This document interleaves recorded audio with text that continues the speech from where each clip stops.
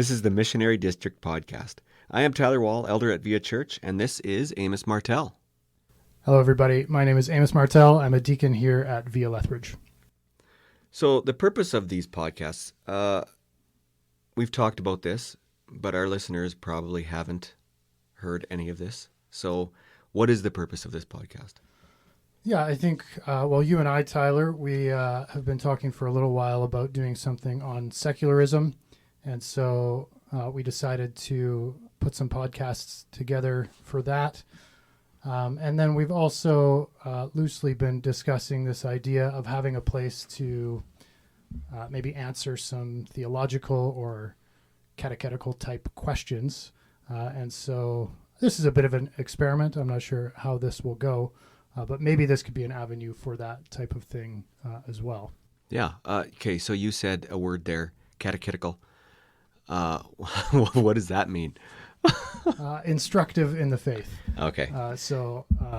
Catechism is the process of preparing for baptism generally, but sort of basic questions about the faith. Often I'll get people asking questions like maybe, why do we call our priests father? Or why can only people who are baptized receive the Eucharist? Or some churches baptize children and some churches don't. What's the deal with that?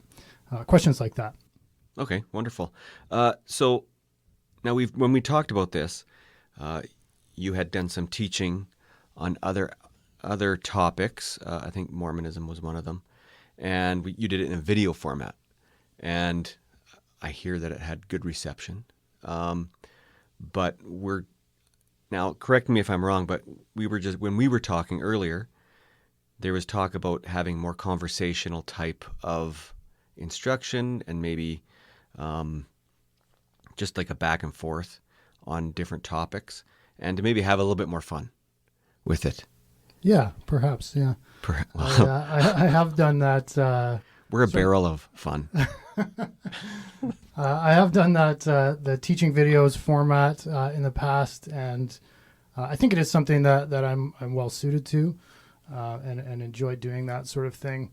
I think on a topic like secularism, it's so broad and it's a little bit exploratory for me even at this point. And so it seemed like a more conversational style just might help us to flesh it out a little bit more and to hear more than one perspective on it. Just explore it together. Yeah. Okay. So when we talked, the idea is that you're going to try and teach me. And I'm the hapless rube that is here to ask questions on the stuff that you're talking about, and maybe add some stuff that I've heard. And that's generally the format they're going to go with for now. We're open to feedback from people who listen if they feel like there's too much hapless rube. And I'm not sure hapless rube is a good descriptor of you. Well, I think you have really good questions and good thoughts that people want to hear. So right. I prefer hapless rube, but that's fine. But I will try and ask questions. And I think the idea behind this is actually to open up the avenue for other people to start engaging with this kind of topic. Because when you start throwing around words like secularism and kitty corner, when you start throwing around those words, some people start to glaze over. That's true, yeah. And I love that kind of stuff. I've never heard of catechism. I can't even say it. Catechism. Catechetical. Yeah. Catechesis. Yeah. Catechumen. I know the root and all that stuff, catechism and all that kind of stuff, but it's like you're just making up words at this point. Maybe I am. Maybe. But yeah, so I'm trying to lend maybe a mindset to it where the curiosity, I'm the curious person, and we want other people to be curious and to engage with it really well, because we think that it's very important in this world today. So without further ado, I think what we're going to do is Amos, if you wouldn't mind just kind of start talking about secularism and teaching about it, I will jump in when I feel uncomfortable Great. and needing more information, more maybe so that you stretch it out a bit more, if that's okay. That sounds great. Okay. Yeah, so our guiding question for this first episode that we're doing here is, what is in the groundwater?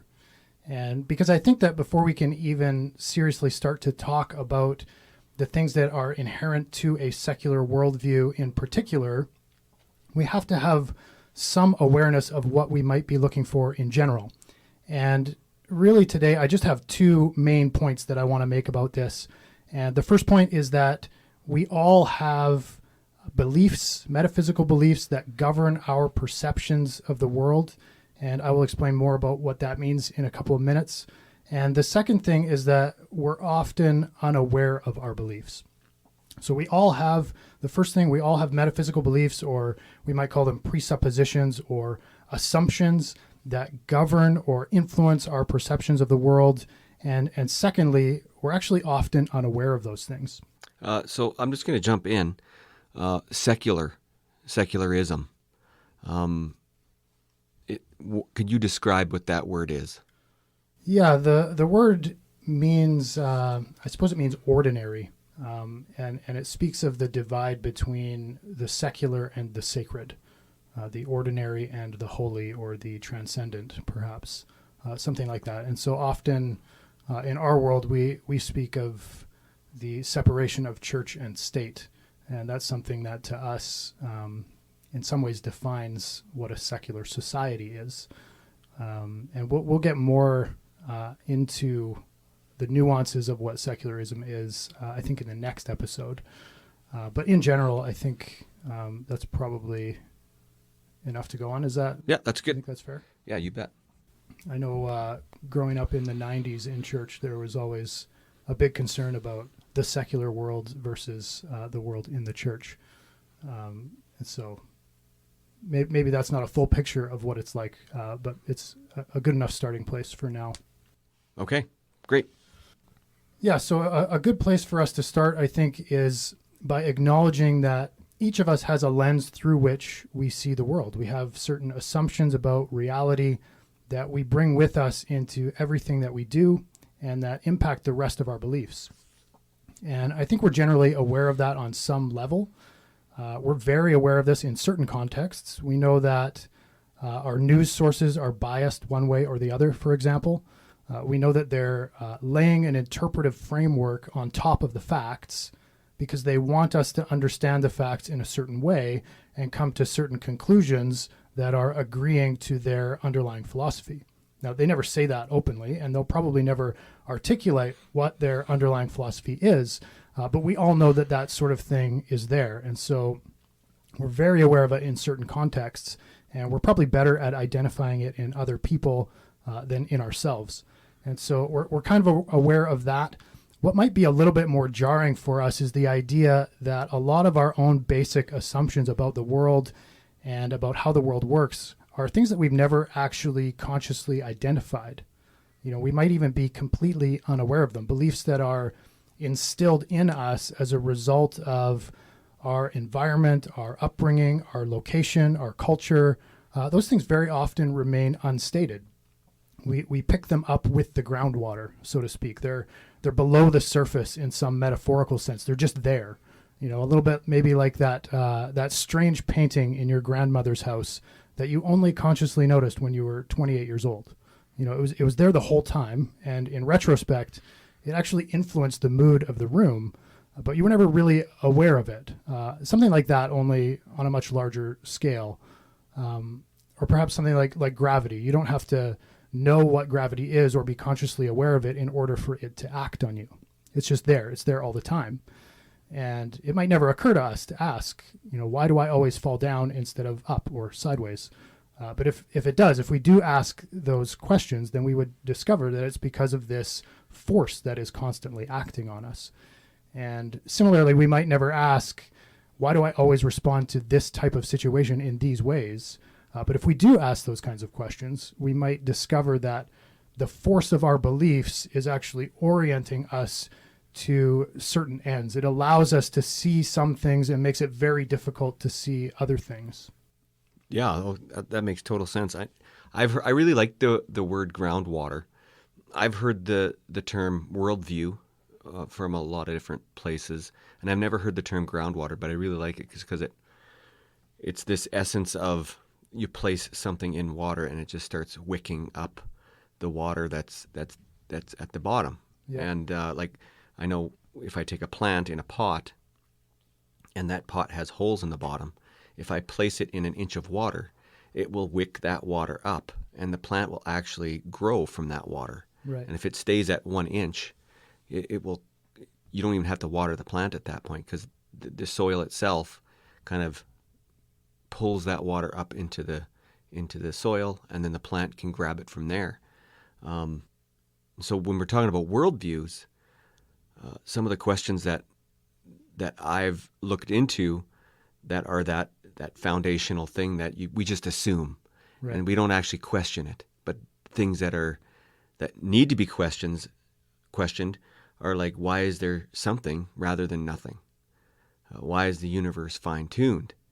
How do we get consciousness? What is consciousness? How do we get life from non-life? What is beauty?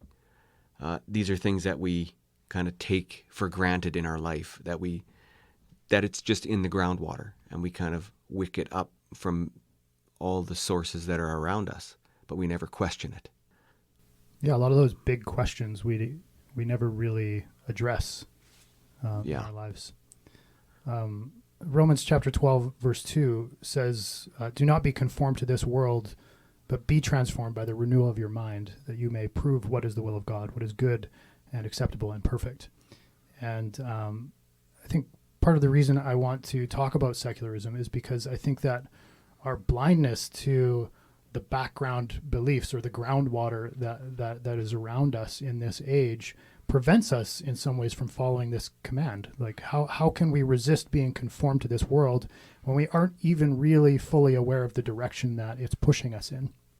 Yeah, and that brings to mind one of those assumptions that really it can conform us whichever way you believe, and it's that how we're born, and if we're born inherently good, or if we're born inherently bad.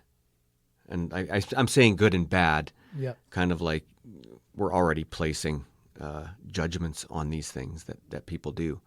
And if you adhere to the belief of we're born inherently good, then what causes all the bad things in life? That the bad things I do, well, it must be external things happening to me, which cause me to do bad things. And so we have to create a system that takes away those bad things so that I can be free to just be good. Right. Whereas if I have the belief where I'm born inherently bad, then of course the outflowing of what I do is going to be generally bad. I'm not saying everything that you do is good and bad, but generally selfish, I guess is what you can say. And so then it becomes, well, you have to train that out of a person, and then it makes sense that if someone has not been trained out of that there's punishment and that they take responsibility for what they're doing. Right. Those are two things that when I heard about that, it really made me challenge my assumptions, like you're talking about. I started looking at my groundwater and saying, okay, what's going on here? What do I have to start looking at? Because the outflowing of that, the leaves, so to speak, coming out of the plant, will differentiate depending on which groundwater you're pulling up on that question. Yeah, that's going to have a lot of impact, I think. If you believe that people are inherently good, you still have to deal with the bad things, the evil things in the world. And so where does the blame go? Or maybe where does the responsibility lie? And if people are inherently good, then that responsibility is external, maybe institutions or governments or whatever. If people are inherently bad, then you're probably more prone to looking to the individual to take responsibility for their actions. Yeah, absolutely. Yeah, it's a good thing to question. It's a good thing. in Christianity, if a person's born inherently good, for instance, then is there a need for Jesus' sacrifice, so to speak? And that's something you'd have to tackle. You'd have to tackle if you have that belief. If that was your belief, then you'd have to have a decent answer for that. Yeah, certainly would. Yeah. Anyway, carry on. I interrupted. No, that's okay. It's an interesting question. I think too, just to get back to our line of thought there, one of the challenges with having this discussion is it seems like as soon as we start talking about it, people automatically assume that they're exempt. They think, well, I'm pretty aware of my biases. I know all about secularism. I know the way that it influences me, and they can see that it applies to everybody else, but they don't think that it applies to them. And I think we'd like to challenge that, through the course of these conversations. Just to sort of back up to my two main points there. There are beliefs that we hold that are just there, that we've never tested, that we've never really thought about. They're just there in the groundwater. And a lot of our discussions are going to be particularly concerned with the metaphysical beliefs that we hold and how they influence us. And so when we talk about metaphysics, that's another one of those big confusing words, perhaps. But we're basically asking what it is that lies beyond what we can see and hear and touch and feel. What is beyond the physical? What is it, if anything, that lies at the foundation of the physical laws of the universe? So it's not physics. It's not just a study of the natural world. It's metaphysics. It tries to answer all those big questions of life and the universe and everything. Why are we here? What does it mean to say that we exist or that the universe exists? What is our philosophy of being, our ontology? What does it mean to say that something or anything even exists in the first place? And as a Christian, of course, most of those questions are answered with God. God is the one who created all things, the one who sustains our existence from moment to moment. And so one of my fundamental metaphysical beliefs is that God exists. It's fairly simple.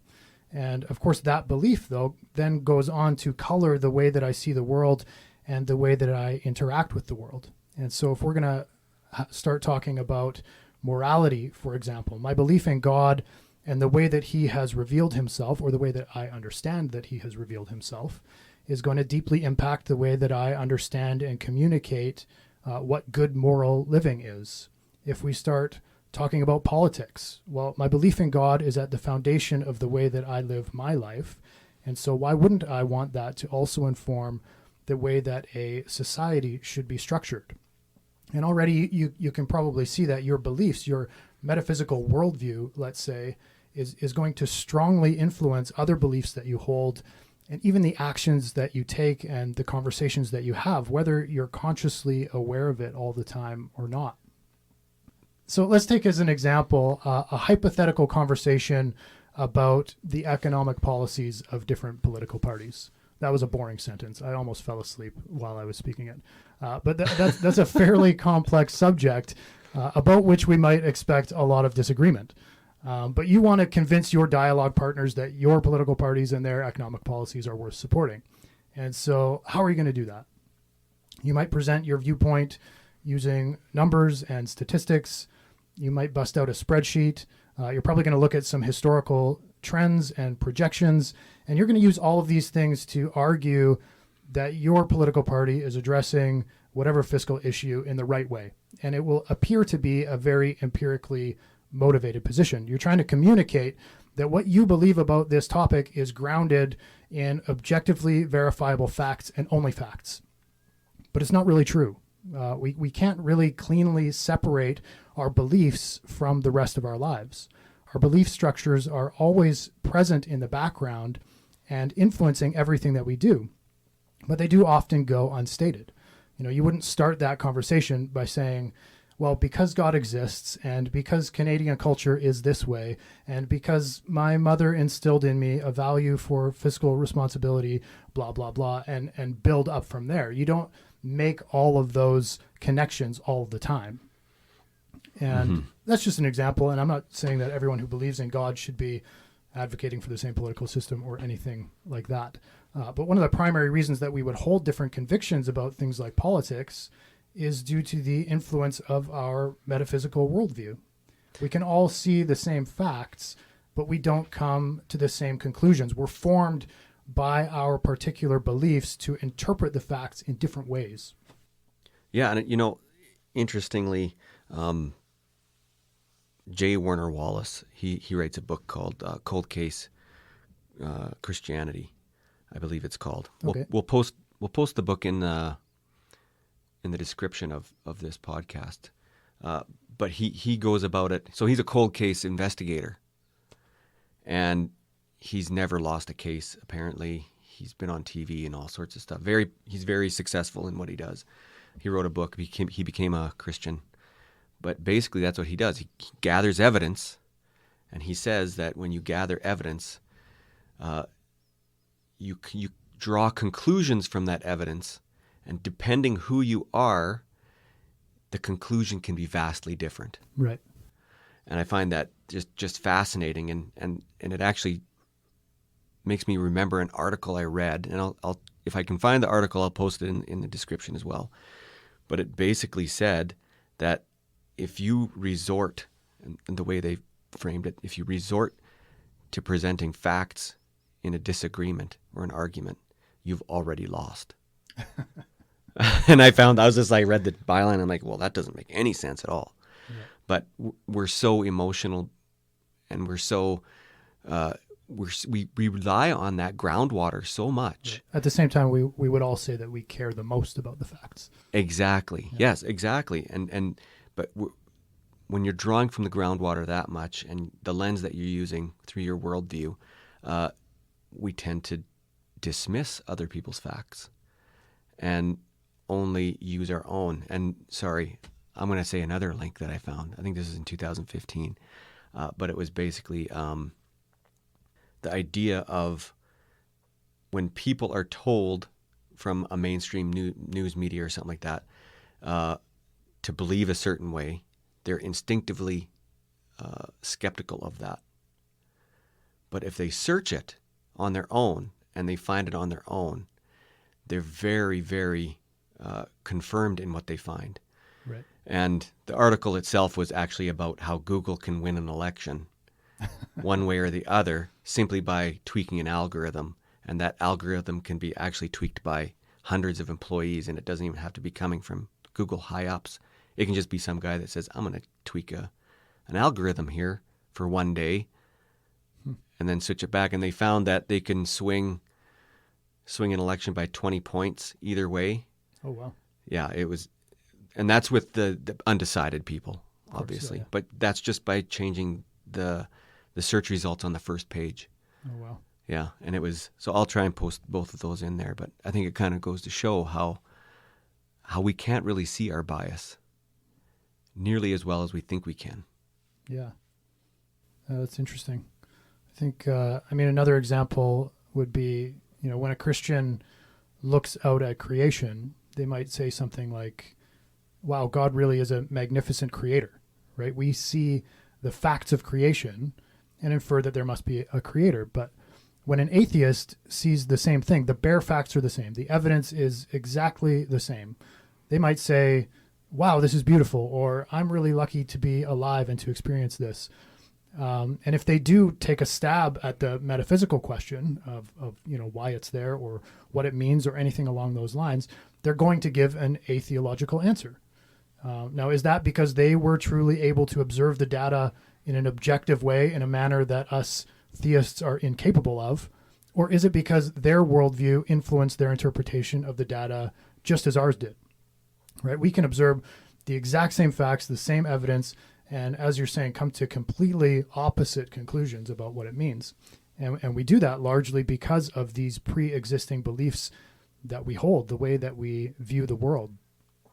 And the things that exert influence on us in this way are not just our beliefs about God, but all of these little things that we've picked up in the groundwater, things that we've implicitly received from our environment, from our family, from our culture, from our religious practices even. All of these things are continually influencing our other beliefs and our decisions and our actions.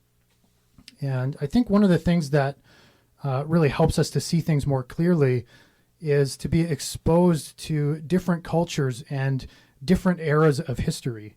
This is one of the reasons that C.S. Lewis advocates for reading old books, so that you're exposed to cultures that are vastly different from your own. And it's not as though other cultures don't have their own struggles, or other periods of history don't have their own struggles, but they're likely different struggles than we have. And so it can help us to see things a little bit more clearly. I'll just give an example from ministry that I think maybe some people might be able to relate to on some level. Not that other people have necessarily experienced the same thing, but I think largely people's intuitions will have been the same as mine were. So I was working with an ethnic minority population, and there was a couple who had gotten engaged to be married, but the father was refusing to allow the marriage to go ahead because his son's fiance wasn't baptized. Now, so that's the circumstance that we were facing. And at the time, I was really learning a lot about baptism and learning to value it more highly. And I was really hesitant to just go ahead and baptize somebody because they wanted to be married, right? Like, I didn't know if this person wanted to be a Christian or if she was just doing it because she wants to be married to this guy. And that, to me, didn't seem like a good enough reason to be baptized. And so I felt like I needed to safeguard the sacrament in some way. That was my gut reaction to the situation. But as we talked about it, I eventually realized that my value on individual choice and individual freedom was provoking this response in me, and that it is actually my view that was out of alignment with Scripture and not theirs. In Acts chapter 16, there's this really great story of Paul and Silas who are in jail. And there's a dramatic intervention by the Lord where their chains are broken. And when the guard sees it, he's about to kill himself, but Paul talks him down, and the jailer responds, "What must I do to be saved?" And they said, this is verse 31, Acts chapter 16, verse 31, "Believe in the Lord Jesus, and you will be saved, you and your household." And they spoke the word of the Lord to him and to all that were in his house. And he took them the same hour of the night and washed their wounds, and he was baptized at once with all his family. Now, what's really interesting about this is that I really want to assume that Paul and Silas talked to each member of that household individually and confirmed that they actually really firmly wanted to be baptized, right? That it was real for them, that it was personal for them. But the Bible doesn't say that. I read that into the text because that's what my worldview dictates should happen. And while I don't think that Paul was out there forcibly baptizing people, against their will, in this cultural context, it's virtually inconceivable that a man would convert to Christianity and his wife and his children wouldn't. Household conversions are the norm. And so we can ask, was this jailer, was the Philippian jailer's family baptized because they wanted to be, or because he was? But we actually don't really have an answer to that question in the Scriptures. It's not a question that seemed to bother Paul and Silas. It's not a question that Luke felt was important to include in the narrative. It's a question that arises from our cultural context and our worldview. Yeah, that's really interesting. So what you're saying is that we should set up our sprinklers and just set it on the street so when people walk by, we're baptized. No, I'm kidding. That's of course. Exactly what I'm doing.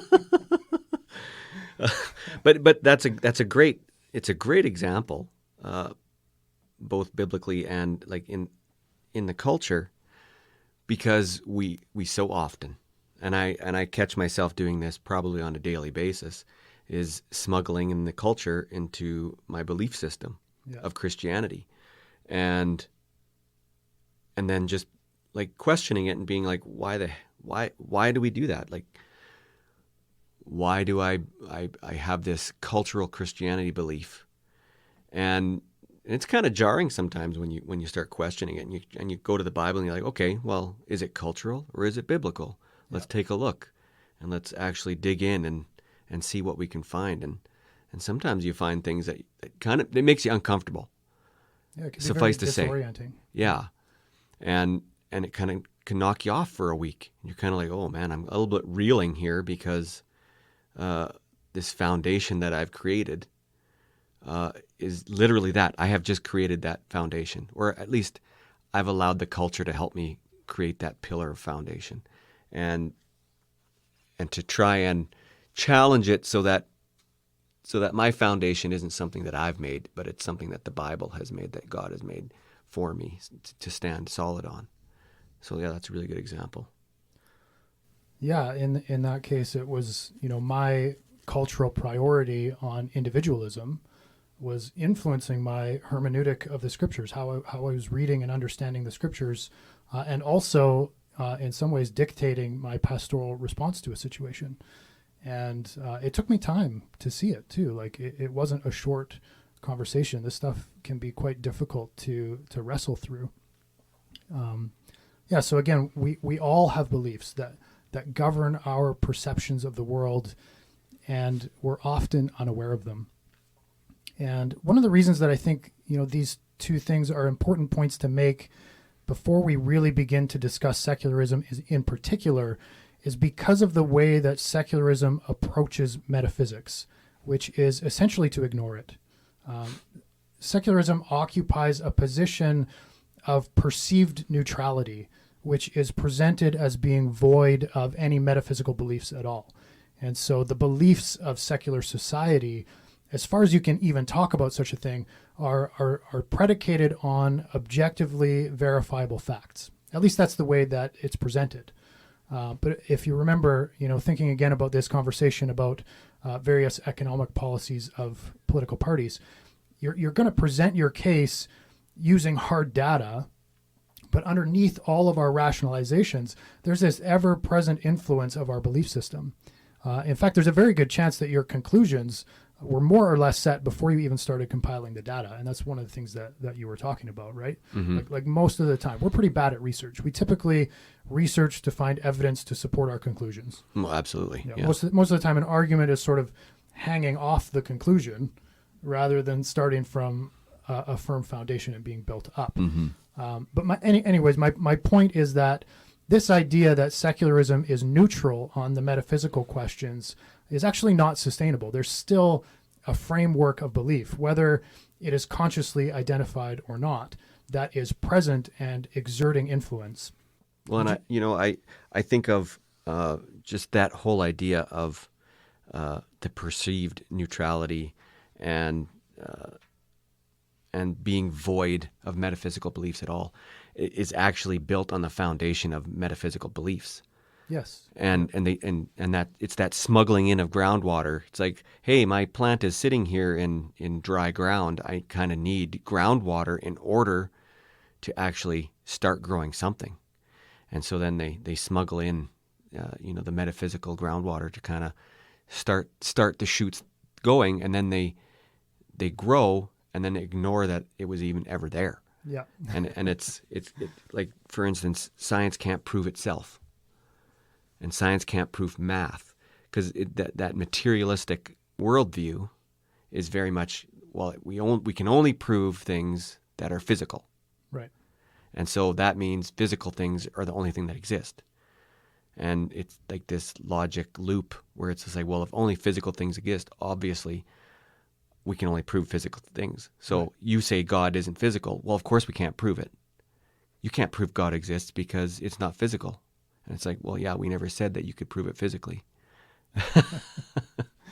Yeah, that's right. To say that only objectively verifiable facts are of value for determining beliefs or determining truth even is itself a metaphysical assertion. It's not in the realm of what is verifiable. It's still a belief that you're holding.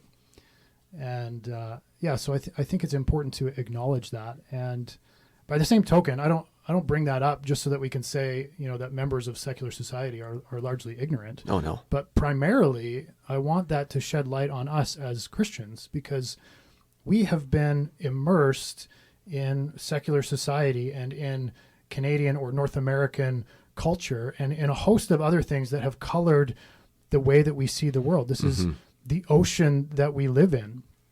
So, again, this illustration about a political economic discussion, you're going to present your case, even as a Christian, as much as possible using empirical data because we live in a secular age. You wouldn't make the same argument if you lived somewhere else or somewhen else, right? Our way of thinking, our way of speaking has largely been formed by our environment, which is secularism. If you want to convince people that you're right about something, the most advantageous strategy is to present yourself as a disengaged observer, and then, as you say, to smuggle the metaphysics or to smuggle the emotion into it. But you want to act as though you don't have a bias or a vested interest in the outcome, right? These aren't my opinions. These are just facts, right? And we make that argument in that way, and we leave out the things that we leave out because we live in a secular age, because we are secular people. It has formed us. Yeah, and thinking about the crossover between the metaphysical and the physical, and you said it earlier, when thinking. If you were presenting an argument when 3,000 years ago, they would very much have the metaphysical and physical are married together. Like they happen very concurrently. And we've very much separated the two. Even as a Christian culture, I've noticed in myself anyway, maybe I can only speak for myself on that, but that it's almost like, well, the metaphysical has no impact on the physical and the physical has no impact on the metaphysical.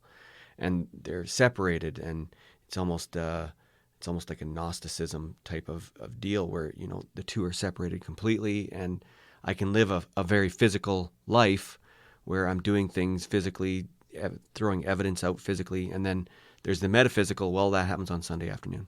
Right. Right? But very much 3,000 years ago, no, like they would be so intertwined that you wouldn't be able to do anything physical that's not impacting the metaphysical. Metaphysical things that are going on, they actually impact the physical world, and this is kind of like an ironic statement, but I like to find evidences for that metaphysical thing happening, which is really weird because I'm looking for physical evidence of metaphysical things happening, and I see some things that cross over. Like I watched a TED Talk where the speaker said, when you have your palm open, you are more open to other people telling you things. So if I were to talk to you and instead of like pointing at you with my finger at you and my palm down and my knuckles kind of curled around, I'm actually dictating something to you, right. And you will be very unlikely to actually listen to what I'm saying. Right. But if I were to hold an open palm to you and say exactly the same phrase in the same tone, you will right away be more open to me. And even myself, if my palms are open and facing up, I'm very much more open to information. And I was like, well, that's very interesting. And then it kind of dawned on me, well, I see people like Christians with their palms up all the time when they're in worship or when they're praying. I'm like, well, that's a very physical action that we do as Christians to make ourselves more open to God. Right. And so I like it, so I started doing it. I come from a background where if you're not just standing dead straight and not making any motions whatsoever, you're being a good Christian. But I started doing that, and it makes me more open to just the impact of the Holy Spirit. And it kind of just opens this thing in me that says, oh, no, Holy Spirit, I'm ready for you to come and speak to me, so to speak, in a very wishy-washy way to say speak to me, but impact my thinking, I guess. Yeah. I think there's a lot more mystery in our world than we're accustomed to seeing. Yeah, and you generally, I find it makes me uncomfortable anyway. Oh, there's a mystery. We don't have answers for that yet? Come on. I can't Google it? Yeah. So just one more time here, our two main points that we've been hitting. We all have metaphysical beliefs that govern our perceptions of the world. And secondly, we're often unaware of them. And we will get a lot deeper into, the specifics of secularism in the next one and as we go after that. But my hope as we get into these discussions is that our eyes will be opened to at least some of the things that are present in our groundwater, some of the pressures and beliefs of secularism that are ingrained in us that perhaps we weren't aware of before, that it can open our eyes and help us to see them. If you're listening and you have questions or comments, feel free to get in touch with us. We have an email set up, missionarydistrict@gmail.com. You can get in touch with us there, and we would really love to hear from you and hear how you are enjoying or not enjoying these episodes. Obviously, only enjoying. We only want good news. We don't want bad news. We want to maintain our bias. Maybe keep it good news for the first one or two. Yeah. Well, and that's fair because this is the first time we're doing it and we're going to mess up. Actually, any feedback is good feedback as long as it's edifying in some way. Say 5 good things and then you can say 1 bad thing. I think that's the ratio that you're supposed to use in marriage. So I think that should work here, I guess. So we're going to do this again, right? How many times do you think we're going to... I don't know. Don't know. So maybe we'll do this 4 times maybe, and then we'll see after that. We'll tackle the subject of secularism. Yeah, we'll see how it goes. And then, how people are receiving it and if it's something that people are even interested in. As I said before, it's a bit experimental for me to go with this format. So, yeah. Thanks for listening. Anything that we talked about, we will try and post into the description of this podcast. Thanks, Amos. Thank you, Tyler. Great. And we will talk to you all later.